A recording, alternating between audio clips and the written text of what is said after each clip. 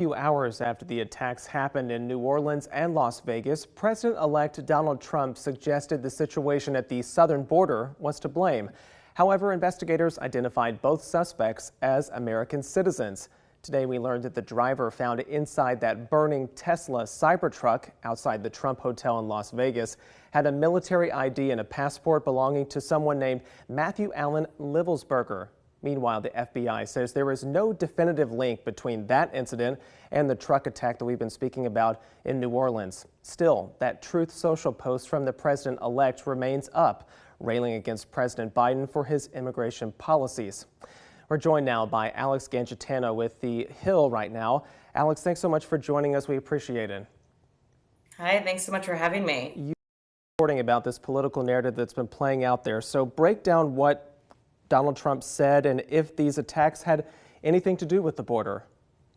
Yeah, that's right. So when the attack first happened in New Orleans, there was some misinformation on X and other parts of the internet suggesting that this person was a migrant, questioning his citizenship status. Now we know that the attacker in the New Orleans terrorist attack was a U.S. citizen, and he was a member of the U.S. Army as well, from Texas, born and raised. And so I think what stirred some of the speculation over if this was a migrant crime, which is such a hot button issue, was Trump posting on Truth Social. We heard from him yesterday when there were few details about the situation.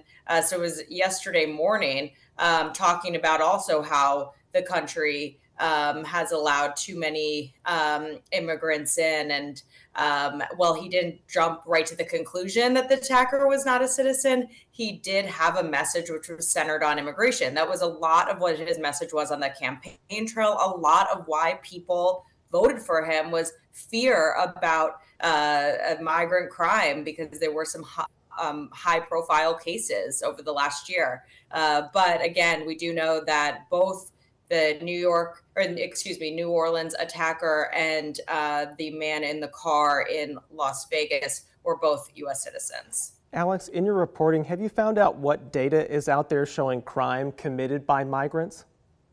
Yeah, so of course, this was such a big issue during the campaign. So looking into it, over the last year or so, there isn't a surge in migrant crime. Data has shown actually that, there has been an influx of migrants coming into the U.S. during the Biden administration.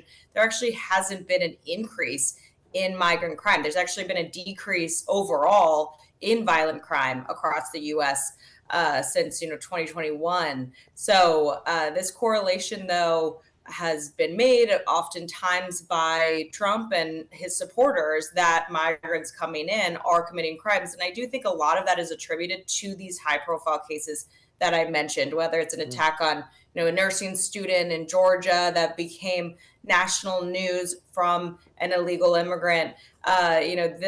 These cases were talked about on the campaign trail, were discussed as a political issue. And I think it accelerated this conversation that migrants are here and committing crimes. Well, data actually suggests that there hasn't been a surge in that.